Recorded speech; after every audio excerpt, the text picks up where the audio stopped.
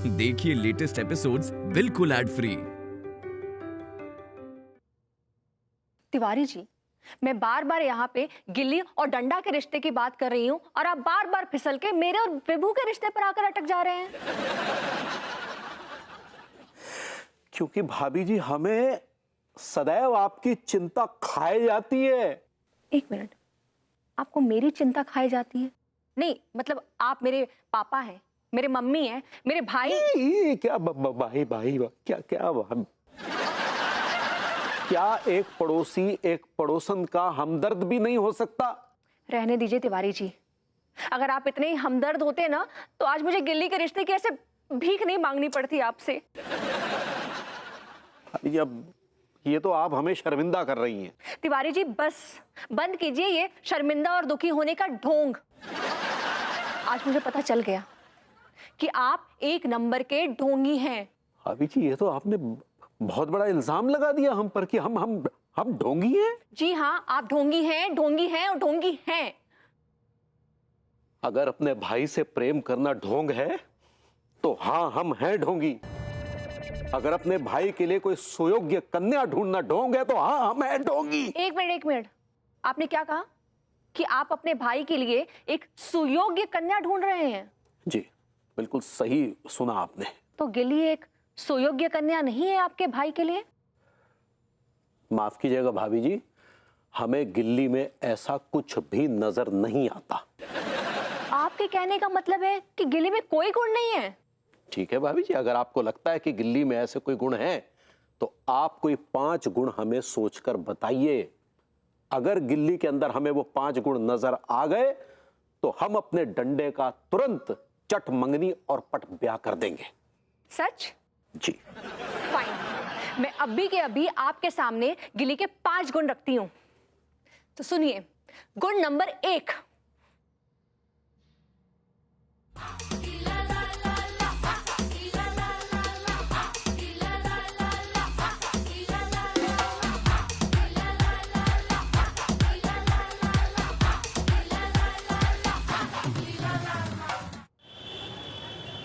ए भाई, ए भाई, बहुत भूखा हूं भाई।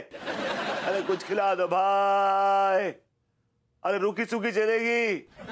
अरे पिज्जा बर्गर भी चलेगा? अरे भाई को है कि भाई?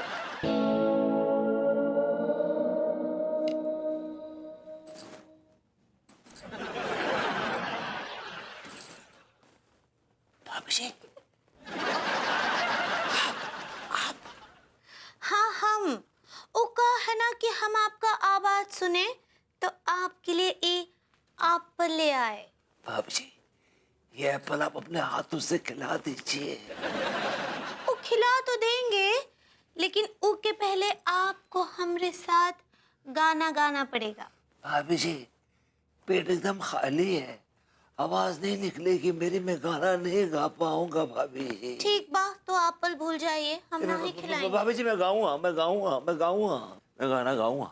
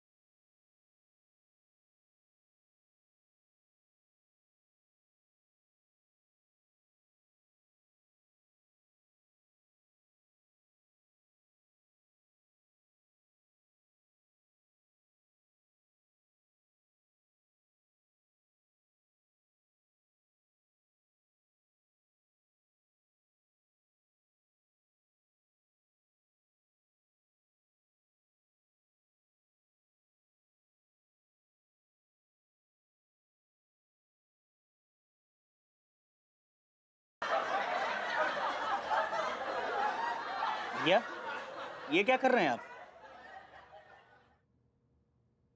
ये मेरे स्टेथोस्कोप खा जाएंगे क्या? डॉक्टर साहब आप क्या कर रहे हैं यहाँ पे? मैं क्या कर रहा हूँ? अरे भैया मैं आपका ट्रीटमेंट कर रहा हूँ तो मैं ही रहूंगा ना यहाँ पर। That's right. फिलहाल आप ये बताइए ये क्यों खा रहे थे?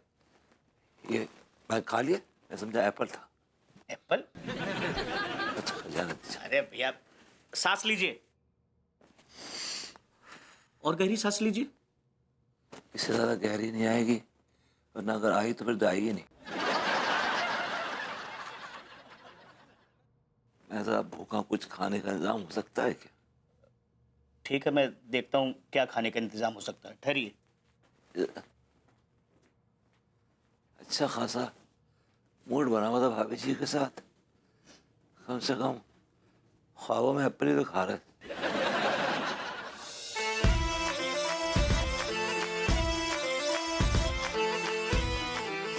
अब यादराम के लड़के जी भाई जी। तुम गिली को जानते हो क्या? वो दिमाग से पैदल जब भी गाती है ऐसा लगता है कि कौवे चिचिया रहे हो। तुम जाओ।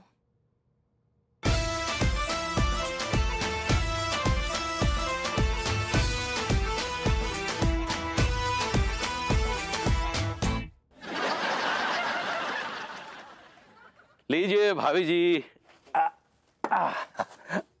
आपकी 7वीं coffee. Thank you Tiwari ji. और मैं आपको गिली के 5 गुण बस बताने वाली हूँ। वो सब छोड़िए भाभी जी, फिलहाल एक ही गुण बता दीजिए। हाँ मैं वो बस पहला गुण ही सोच रही। भाभी जी पिछले 2 घंटे से आप सोच की नदी में डुबकी लगा रही हैं, लेकिन अभी तक आप गिल्ली के गुण की एक मछली तक नहीं पकड़ पाई।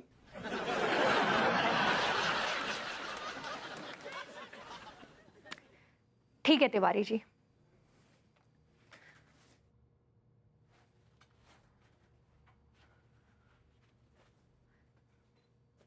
अगर आपको अपने भाई डंडा के साथ गिल्ली का रिश्ता मंजूर नहीं तो ना सही, कोई बात नहीं। ये हुई ना बात।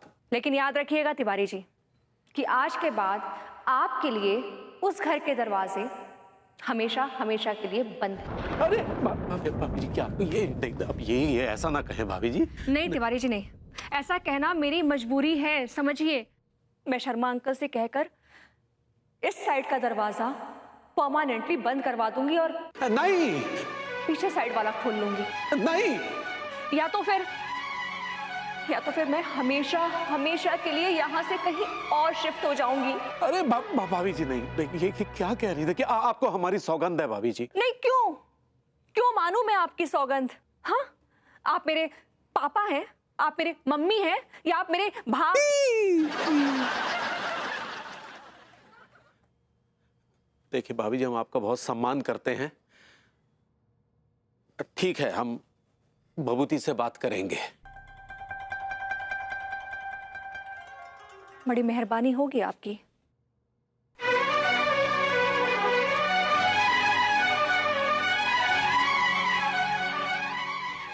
आय आय आय आय आय आय आय। बस हो गया भैया, हो गया। डॉक्टर साहब आप इंजेक्शन बड़ा खड़ा लगाते हैं, बहुत देर तक दर्द रहता है उसका। हाँ भैया दर्द तो रहता है मेरे इंजेक्शन में, लेकिन क्या है इससे मरीज जो है ना अपना असल दर्द भूल जाता है और मेरे इंजेक्शन के दर्द में जो है ना इन्वॉल्व हो जाता है। डॉक्टर साहब और भी दर्द है जमाने में इंजेक्शन के सिवा। समझ सकता हूँ भैया, समझ सकता हूँ। इस समय आपको आपकी बहन की शादी की चिंता खाई जा रही है, आप इसी जुगाड़ में हैं जल्द से जल्द उसकी शादी हो जाए। बस डॉक्टर साहब दुआ कीजिए कि बस मेरी बहन की शादी हो जाए। भैया जल्दी शादी हो जाएगी, लेकिन मैं क्या बोलता हूँ, अपना वो जो लौंडा है ना टीकाराम, वो इधर उधर घूम रहा है, उसी से क्यों नहीं शादी करा देते हैं? दुआ की बात कर रहा था, बद्दुआ की बात नहीं कर रहा था। सजेशन देने बैठे हैं यहाँ पे। ठीक है भैया ठीक है, मैं ईश्वर से ये कामना करता हूँ कि आपकी मनचाही जगह पे आपकी बहन की शादी जल्द से जल्द हो जाए। बेटर तो आराम करिए। अरे बाबूजी जी कैसे आप? भाभी जी ने हमें बताया, हम तो एकदम घबरा गए। तबीयत ठीक है ना? बस तिवारी जी, आप चाहेंगे तो तबीयत ठीक हो जाएगी। क्या बात कर रहे हैं बाबूजी?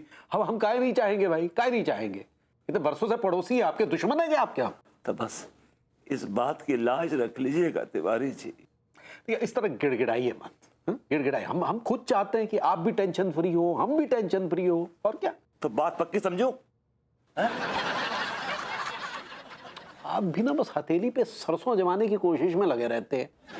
टाइम लगता है, बातचीत होती है। तो बातचीत कीजिए ना, लेट्स हैव अ डायलॉग।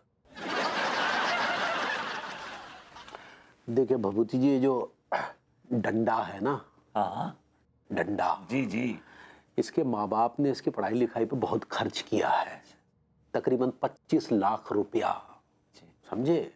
इसकी हर चीज का ध्यान रखा है, अच्छे अच्छे ब्रांड के कपड़े इसे दिलाए हैं। जिस चीज पे हाथ रख दिया है ना, वो दिलाइए, चाहे 10 लाख की ही क्यों ना हो। मैं कुछ समझा नहीं तिवारी, जरा खुल के बताइए। देखिए, खुलकर कहें तो आप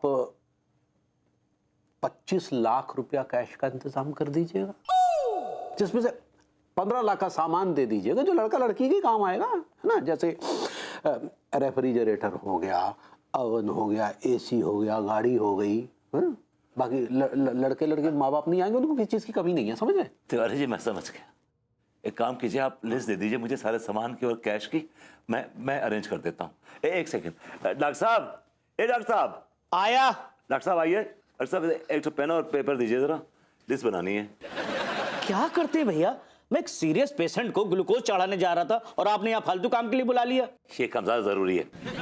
आप एक काम कीजिए, मेरे पास आइडिया, एक वीडियो रिकॉर्ड करते हैं जिसमें आप अपनी लिस्ट बता दीजिए कि आपको कितना कैश चाहिए, क्या सामान चाहिए, तो क्या रिकॉर्ड हो जाएगा ना। कि इस वक्त मैं बहुत प्री ऑक्यूपाइड हूँ, मेरा दिमाग ना भटक रहा है, मैं भूल जाऊंगा। और क्या है कि फिर जब मुझे लिस्ट मिल जाएगी तो मैं पूरा आपका सामान जो है मैं ऑर्गेनाइज कर दूंगा, अरेंज कर दूंगा, ठीक है ना। डॉक्टर साहब जरा वीडियो बनाइए इनका। ठीक है, बोलिए। आए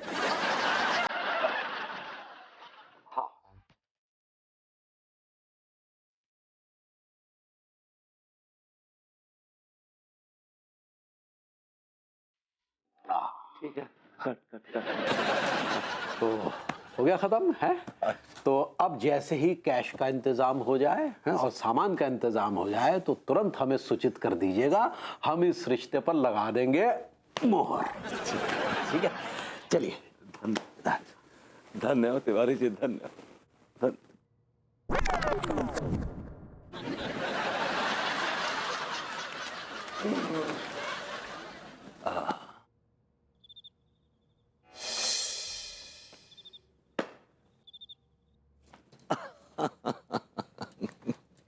गिल्ली का अभी तक बचपना नहीं गया, देखो कैसे सो रही है। अरे गिल्ली ठीक से सो जा। गिल्ली बेटा ठीक से सो जा। हाँ भैया हाँ, अब आप टेंशन मत लो, अब मैं हमेशा के लिए सोने जा रही हूँ। तो हमेशा के लिए सोने जा रही है? क्यों भाई? Oh God, ये तो पॉइजन है।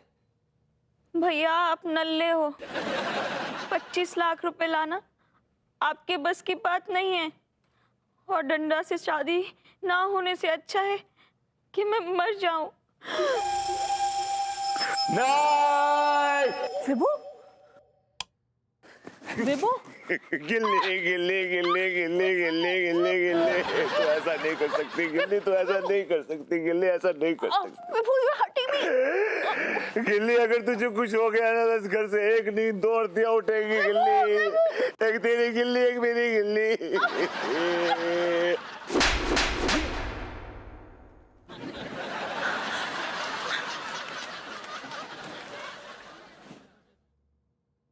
You hate me? यस। ये क्या बड़बड़ा रहे तुम कब से?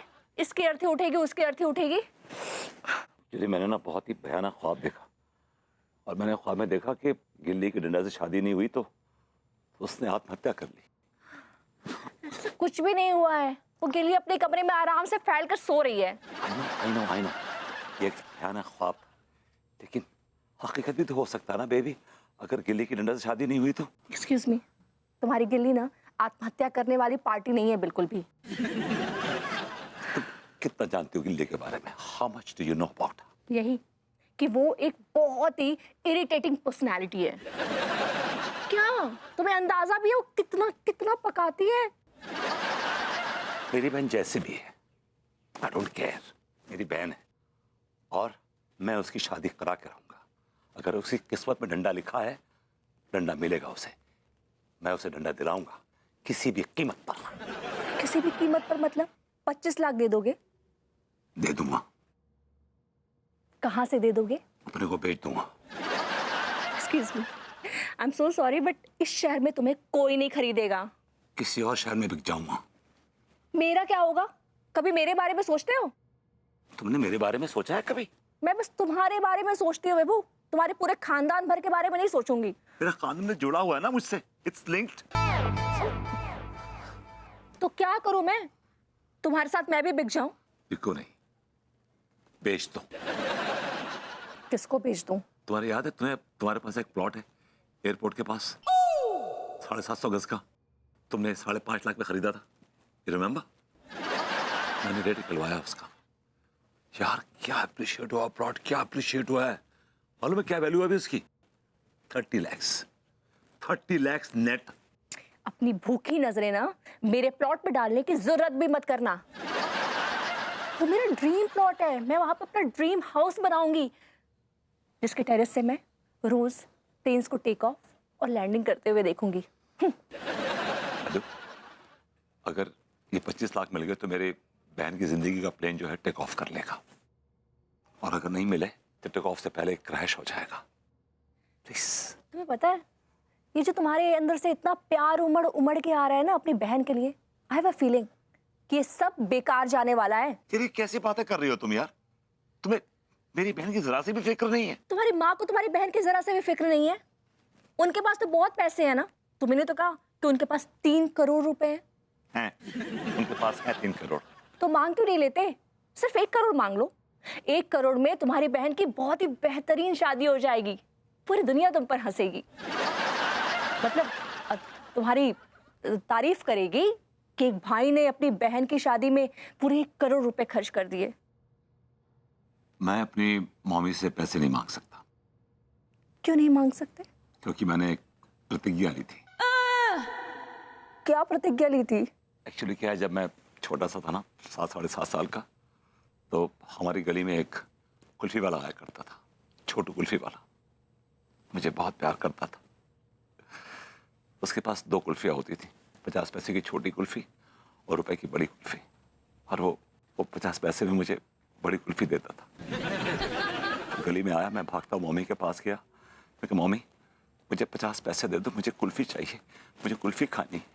And I was so desperate for the kulfi, and mummy बड़ी बेलेटेंटली, बड़ी रूडली उन्होंने बोला नहीं। बस मैं उससे इतना हर्ट हुआ कि मैंने डिसाइड किया कि आज के बाद मैं कभी मम्मी से पैसे नहीं मांगूंगा, no matter what. That was so lame. कुछ अच्छा बहाना नहीं बना सकते थे? बहाना नहीं बना रहा हूँ, प्लीज मेरी बात को समझो यार अड्डू, प्लीज। तुम मेरी बात कान खोलकर सुन लो। दुनिया इधर की उधर हो जाए, मैं ये प्लॉट नहीं बेचूंगी। Good night.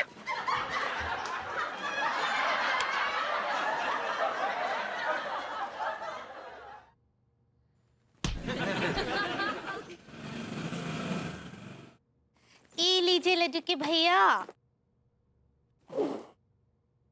उका है ना, अम्मा जी का कॉल आया रहा। वो पूछ रही थी डंडा का शादी के बारे में कि मुहूर्त निकला कि नहीं। अब किसी भी कूड़ा करकट से तो शादी नहीं कर देने ना डंडा का। लड़की में बहुत से गुण तो होने चाहिए कि नहीं होने चाहिए? लेकिन मुझे ऐसा लगता है कि आप लड़की के गुण से ज्यादा दहेज लेने में यकीन रखते हैं। अरे भाभी जी, क्या क्या क्या बात कर रही हैं आप? बिल्कुल दुरुस्त कह रही हूँ मैं। हाय दिया, इक्का सुन रहे हम लड्डू के भैया, आप दहेज का बात कर रहे हैं? अरे नहीं भाई, हमने कौन दहेज वेज नहीं मांगा। झूठ बोल रहे हैं आप तिवारी जी। आपने विभू से 25 लाख के दहेज की डिमांड की है। ये तो बहुत ही गलत बात है, पाप है ये पाप। अरे पूरी बात तो सुन लीजिए आप लोग। अब सुनने सुनाने को बाकी क्या रह गया है तिवारी जी? बहुत कुछ है भाभी जी, और वो आपको सुनना पड़ेगा। क्या है भाभी जी कि बचपन से लेकर अब तक डंडा के माता पिता उस पर तकरीबन 25 लाख रुपया खर्च कर चुके हैं। क्या? जी भाभी जी, क्या है कि वो बचपन में पढ़ने लिखने में कोनो कमजोर था, लेकिन मारपीट में अव्वल दर्जे पे था, इसलिए किसी भी स्कूल में जाता था तो उसके लतिया के निकाल दिया जाता था। फिर जैसे तैसे एक स्कूल उसे दाखिला देने के लिए राजी हुआ, लेकिन उसकी एवज में फूफा जी से तकरीबन 2 लाख रुपए उन लोगों ने रखवा लिए। फिर ये डंडा जो है वो 5वीं में 3 बार फेल हो गया, फिर उसको पास करवाने के लिए 2 लाख रुपए देने पड़े, और फिर हाई स्कूल में फर्स्ट डिवीजन लाने के लिए फूफा जी को फिर 2 लाख रुपए देने पड़े। हाय दिया, फिर 5 लाख रुपए 12वीं में फर्स्ट डिवीजन लाने के लिए देने पड़े, और फिर MBA में उनके कोई 10 लाख रुपए घुस गए, और फिर कुल मिलाकर इसकी पूरी पढ़ाई में तकरीबन कोई 25 लाख रुपए घुस गए भाभी जी। घुस गए? What do you mean by घुस गए? अरे माँ बाप अपने बच्चे की पढ़ाई लिखाई में पैसे तो खर्च करते हैं ना, और आपके फूफा जी ने ऐसा क्या स्पेशल कर दिया? भाभी जी, हमारे फूफा जी ना बहुत ही गरीब इंसान है, वो मास्टर हैं, महीने की 3000 रुपए तनख्वाह पाते हैं। 3000। 25 लाख रुपए कहाँ से आ गए उनके पास? उन्हें डंडा को पढ़ाने के लिए बैंक से लोन लेना पड़ा। देखिए, मैं समझ सकती हूँ तिवारी जी, लेकिन विभू भी तो एक गरीब भाई है ना, तो उसके पास नौकरी है और ना बिजनेस। आप सोचिए कहाँ से लाएगा वो 25 लाख रुपए। और आपकी इंफॉर्मेशन के लिए बता दूं कि दहेज लेना कानूनन अपराध है। तो फिर भाभी जी, आप ही गिल्ली का कोई ऐसा गुण बता दीजिए जो हम फूफा जी को जाकर बताएं तो उन्हें लगे कि दहेज नहीं लेना चाहिए, और बहुत ही कोई गुणी लड़की उनके घर में आई है ऐसा उन्हें लगे, तो बता दीजिए, वरना हमारे तो हाथ बंधे हुए हैं। लेकिन हमरे हाथ तो ना ही बंधे है ना, हम ही बात का कोनो न कोनो पोल्यूशन जरूर निकालेंगे। तुम पोल्यूशन ना फैलाओ, वो सॉल्यूशन होता है पगली। ऐसे ही पकड़े हैं। एक तो काम कीजिए अनीता जी, आप ना गिल्ली को ना हमारे पास भेजिए, हम उसका इंटरव्यू लेंगे। कहा है ना कि हर लड़की में कोनो न कोनो गुण तो जरूर ही होता है। उसके बाद हम बुआ फूफा जी से शादी का बात करते हैं। ये अंगूरी भी क्या रायता फैला रही है। हम शादी ना करने के लिए विविध कारण दे रहे हैं, और ये हट।